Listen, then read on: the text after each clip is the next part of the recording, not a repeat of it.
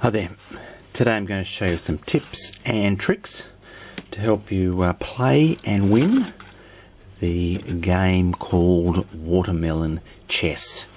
So this was an app that I downloaded on my phone. I've been playing for a month or so now, and thought it might be worthwhile just putting together a video to show you what I've learnt in the last month. So you start off with just a basic grid like this, with just a circle and cross and a couple of circles and semicircles there in it, and each player starts off with six tours, six of these discs, and they're laid out in that position on the board. And the idea of this game is that is to move around and dominate the board and take your opponent's pieces. So what you can do on each move, each tour is starting on an intersection, but in the black line, and you're allowed to move when it's your go from one intersection to the next intersection. So that's cross sort of there up to the next cross, and then you have a go, and then your opponent has a go. So what's best to do, I think, is to obviously to move up in the board. First go like that is pretty good, and then your opponent might match it with that sort of move.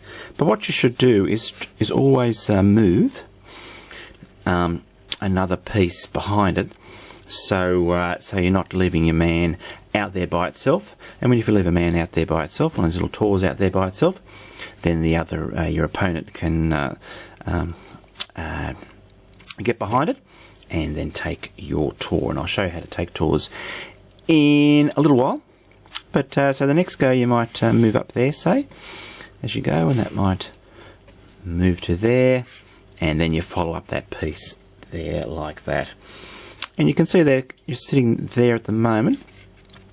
You've got these two intersections vacant, but there's nowhere at the moment for the red to move. You've sort of moved up in a block, and you're stopping it at the moment from moving down and behind any of your men. So we'll leave that man there.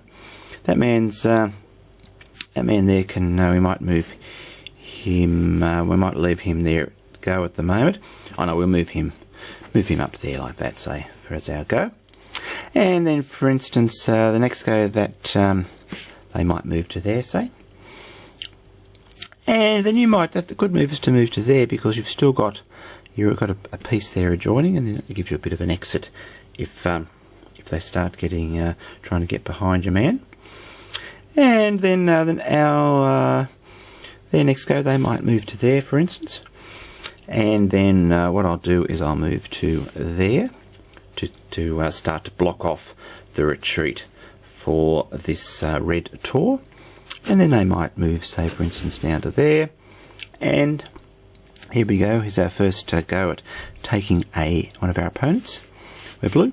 We move to there, and you can see that red piece has got nowhere to go, and it's surrounded.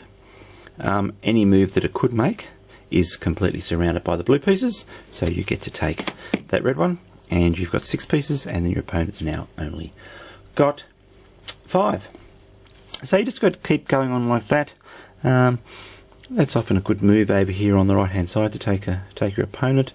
You can see there that you've got that blocked there, so they can't move down there, they can't move down there, they can't move down there.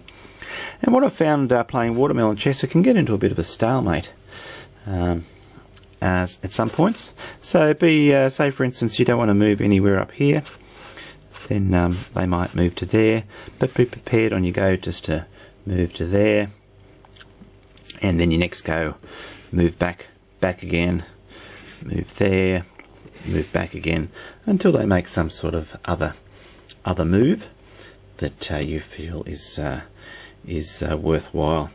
So I guess so just be prepared to that. That's sort of a stalemate where you just move backwards and forwards. And what else is there to know?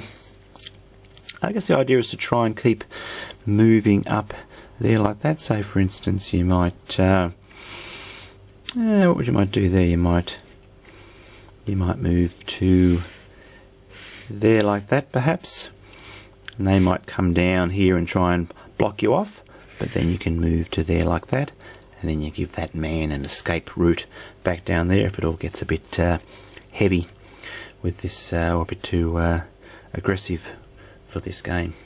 So you keep playing until you either take all the men, or I think it's if you're left with if the opponent's just left with 2 men. I think it is. If the opponent's just left with 2 men, and you've obviously got more than 2, then you've won the game.